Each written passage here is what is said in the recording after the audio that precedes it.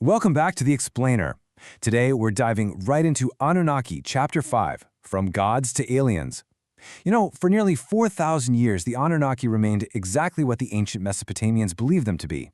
They were the gods of mythology, the ultimate bringers of cosmic order. But then, fast forward to the modern era, and this ancient pantheon was suddenly, and quite dramatically, rebranded. Okay, let's dive into this. Are the Anunnaki ancient gods, or were they visitors from another world? That is the core question we are unpacking today. It's this incredibly fascinating tension that sits right at the intersection of classical mythology and modern science fiction, and honestly, it completely changed how millions of people look at our ancient past. Section 1. From Gods to Aliens, the Paradigm Shift. So, just to establish our baseline here, for millennia, Mesopotamians firmly believed the Anunnaki were these incredibly powerful divine figures of cosmic order. But that traditional view didn't change because archaeologists dug up some shocking new tablet or because a hidden temple suddenly revealed an impossible secret. No, everything actually changed in 1976. That's when a writer named Zecharia Sitchin published a book called The 12th Planet. And in it, he proposed this completely radical, totally non-academic interpretation of ancient cuneiform texts that basically set the stage for a massive cultural phenomenon. Which brings us to Section 2, the 12th Planet Theory. Sitchin's claims. Let's break down exactly what he was arguing that challenged traditional historians so much. And this brilliantly illustrates his main points. Sitchin didn't just tweak a translation here or there. He argued that the Anunnaki weren't symbolic gods at all, but literally extraterrestrial beings. And his narrative was super specific.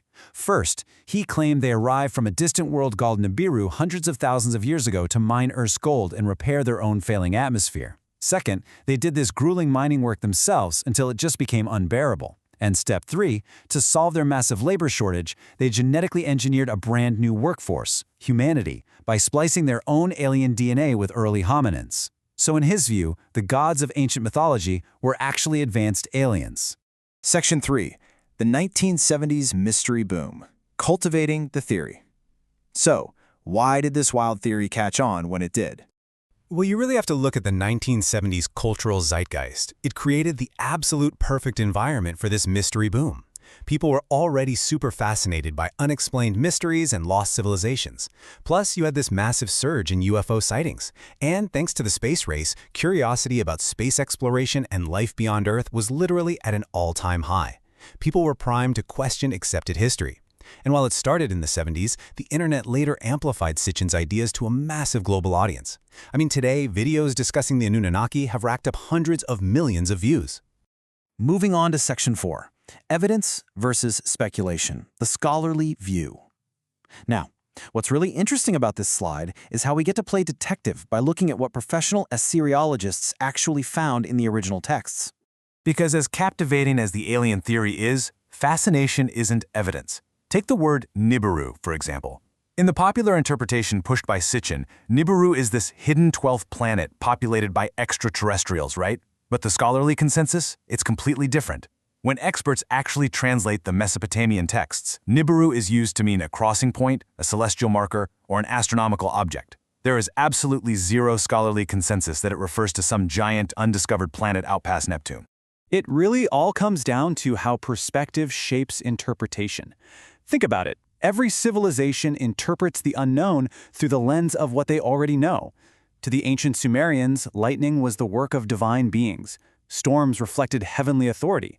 But modern audiences, living in the space age, often reinterpret those exact same poetic stories through the lens of advanced technology. Suddenly, a shining chariot is a spacecraft. A heavenly realm is another planet. Where the ancients saw divine poetry, modern readers are seeing advanced science. Now, supporters of the ancient astronaut theory will often pose this really intriguing question. How could ancient civilizations possess such sophisticated knowledge? How did the Sumerians develop complex math, astronomy, and large-scale engineering? Did they have outside assistance? Well, archaeologists answer that with a resounding no. They point to the actual physical evidence, which shows centuries of gradual, hard-won development. When you look at the excavations, there's a very clear timeline. It starts with early farming communities, which leads to slow improvements in irrigation, the evolution of better tools, and steadily increasing social complexity. Civilization didn't just drop out of the sky overnight from a spaceship. It grew gradually, generation by generation, through sheer human ingenuity. So, the crucial point is distinguishing between documented historical evidence and speculation. The actual evidence tells us the Anunnaki were important deities in Mesopotamian religion, part of a divine order. The speculation suggests they were extraterrestrials who genetically engineered humanity. And we just have to remember that at present, no archaeological discovery, no deciphered cuneiform tablet, and no accepted historical evidence actually confirms those speculative claims. Which brings us to our final section, Section 5, the true ancient miracle, human ingenuity. Let's just take a second to redirect our awe toward the documented, factual achievements of early human civilization. Think about what the Sumerians actually pulled off. Completely without modern machinery, without steel, without electricity, they built complex, sprawling cities.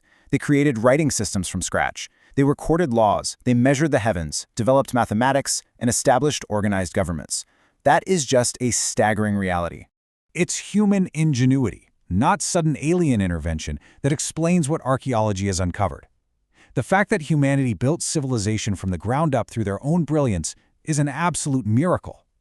It's a true story that still captures our imagination more than 5,000 years later.